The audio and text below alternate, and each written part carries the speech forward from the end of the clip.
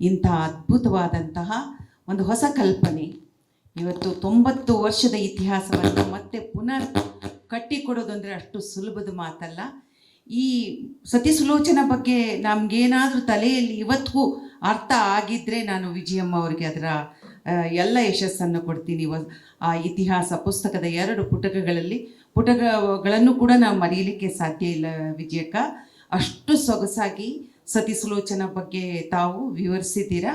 ಇವಾಗ ತಾವು ಮರ್ತಿದ್ದೀರಾ, ಆದರೆ ಇದನ್ನು ಮಾತಾಡ್ತಿರ್ಬೇಕಾದ್ರೆ ಪ್ರತಿಯೊಬ್ಬರು ವಿವರಿಸುವಾಗ ನನ್ನ ಗಮನಕ್ಕೆ ಅದು ನೆನಪಿಗೆ ಬರ್ತಾಯಿತ್ತು.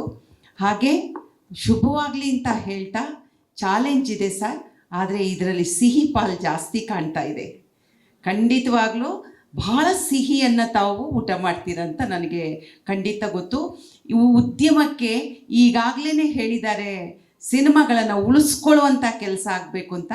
ನನಗೆ ಈಗಲೂ ಕೂಡ ಓದಿದ ಒಂದು ನೆನಪು ಸತಿ ಸುಲೋಚನಾ ಬಗ್ಗೆ, ಅದು ವಿಜಯಮ್ಮನವರ ಲೇಖನದಿಂದ ನನಗೆ ನೆನಪಾಗ್ತಿರೋದು. ಇಡೀ ಸ್ಟುಡಿಯೋದಲ್ಲಿ ಬೆಳಕಿನ ಇದು ಚಾವಡಿ ಇಲ್ಲದೆ, ಮೇಲೆ ಚಾವಡಿನೇ ಇಲ್ಲ, ಈ ರಿಫ್ಲೆಕ್ಟರ್ ಮೂಲಕ ಈ ಕೆಲಸವನ್ನು ಮಾಡ್ತಿರ್ಬೇಕಾದ್ರೆ ರಾತ್ರಿಯ ದೃಶ್ಯಗಳನ್ನು ಬೆಳಗ್ಗೆ ದೃಶ್ಯಕ್ಕೆ ಅವರು ಮಾಡುವಾಗ ಭಾಳ ಚಾಲೆಂಜನ್ನು ಅವ್ರಿಗೆ ಆಗ್ತಿತ್ತಂತೆ. ಅವುಗಳ ಬಗ್ಗೆ ತಾವೇ ಬರೆದಂಥ ಲೇಖನಗಳನ್ನು ನಾನು ಓದಿದ್ದೆ. ಅದನ್ನು ಖಂಡಿತವಾಗ್ಲೂ ತಾವು ಕಟ್ಟಿಕೊಡ್ಬೇಕು.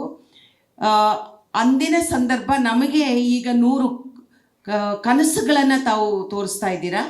ಯಾವುದು ಅಂತಂದರೆ, ಅವತ್ತಿನ Sati Sulochana black and white, Mitchell camera ಇದೆಲ್ಲವೂ ಕರೆಕ್ಟು. ಆದರೆ ಇವತ್ತು ಡಿಜಿಟಲ್ನಲ್ಲಿ ಇರುವಾಗ ಇವೆರಡನ್ನೂ ಕೂಡ ನೀವು ಸಮೀಕರಿಸಿ ಏನನ್ನಾದರೂ ಇನ್ನೂ ಹೆಚ್ಚಿನದಾಗಿ ತೋರಿಸ್ತೀರಾ ಅನ್ನುವಂಥ ನಂಬಿಕೆ ನನಗಿದೆ. ಶುಭವಾಗಲಿ.